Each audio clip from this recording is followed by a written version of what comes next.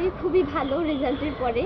আর মিলন সাহেবের আমলে বলতে আসলে জীবনের প্রথম পরীক্ষা, বোর্ড পরীক্ষা, কিসের মিলন সাহেব বা কে এসবের চিন্তা নাই।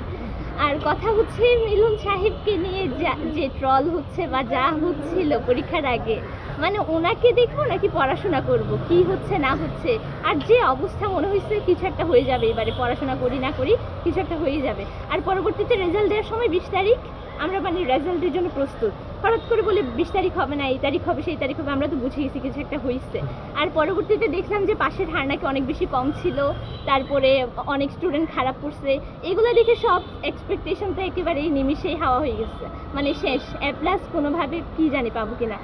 আর তারপরে রেজাল্ট যা প্রকাশিত হলো দেখলাম আলহামদুলিল্লাহ এক্সপেকটেশনের থেকে অনেক বেশি ভালো হয়েছে, গোল্ডেন A+ পেয়েছি, তারপর টোটাল মার্কসও ভালো এসেছে। তো এখন যেহেতু রেজাল্ট ভালো হয়েছে, মিলন সাহেবকে কিছু বলা যাবে না, ভালোই হয়েছে, থ্যাংক ইউ। আর যদি খারাপ হতো তাহলে হয়তো কিছু বলতাম, এরকম আর কি। কাকে উৎসর্গ করবো আজকের রেজাল্ট? উৎসর্গ অবশ্যই করবো আমার বাবা মাকে, অবশ্যই শুকরিয়া প্রথমত আল্লাহর কাছে, তারপর উৎসর্গ আমার বাবা মাকে, আমার ফ্যামিলি মেম্বার্স, আমার টিচার। আর আশেপাশে সারাউন্ডিং অনেক সাপোর্টিভ ছিল। শুধু রাজনৈতিক অবস্থা, দেশের অবস্থা একটু খারাপ ছিল, যা আমাদেরকে মানে একটু পড়াশোনা থেকে একটু ব্যাহত করছে, বাট আশেপাশের সারাউন্ডিংস অনেক বেশি সাপোর্টিভ ছিল, এত বেশি স্ট্রাগল করতে হয়নি। কি হতে চাও আর জীবনে?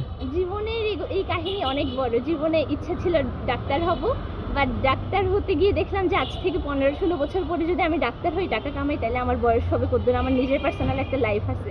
আর আমি চেয়ারফুল